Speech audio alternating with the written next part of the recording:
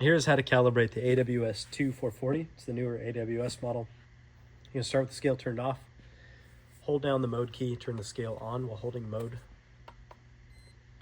You'll see Cal 1 question mark show up on the screen. You can toggle between the different units on the right by hitting the MR button. So you can select between pounds or kilograms depending on which calibration weights you have. So in this first video, we're going to calibrate pounds. So select pounds, press tare to get into calibration by pounds. It asks if you'd like to go into the calibration number 1 point. You'll select yes by going into tare again. In this calibration point, you can select the different weight at which you want to calibrate. So if you only have, say, 40 pounds, you'll change that digit by using the MR key to 4 to make 40 pounds. You're going to load the weight on the scale, and then you will press the tare key once the weight is loaded. Now it's asking, would you like to go into the calibration point number 2? In the case of the AWSII 440, as long as it's above about 40 pounds of calibration weight, that's all the scale needs to be accurate. So giving it additional calibration points will make the scale more accurate. But depending on your application, a single point should be enough to give you enough reference weight. So to demonstrate the purpose of a calibration at the number 2 point, we're going to calibrate by pressing tare again.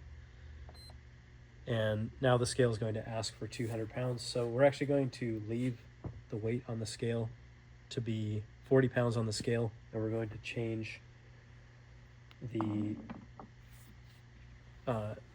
weight on the screen to what we have, which is 140.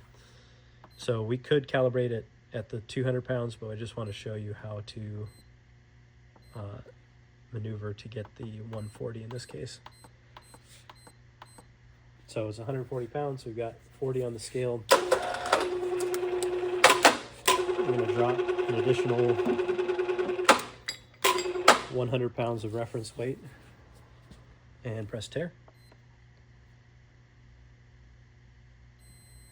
And now it's asking, do you want to go into the 3rd calibration point?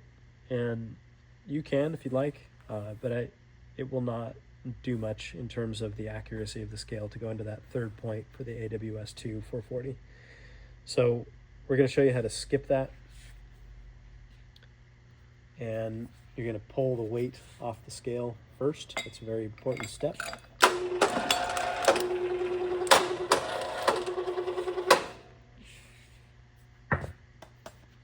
And once the weight is removed from the platform, you're going to select the mode key. It will show save across the screen. You will select mode again to save it. So now it's returned back to normal weighing and the scale can be used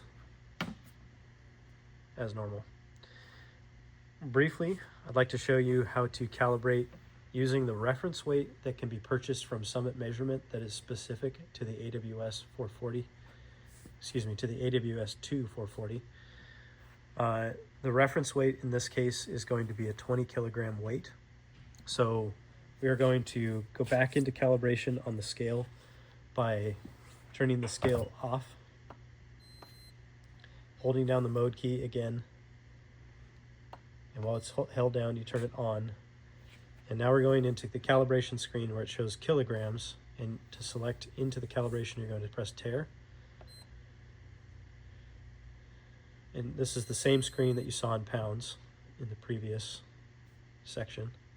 So calibration point 1, yes, we're going to enter by pressing tare. And now you're going to change that to be 20 kilograms.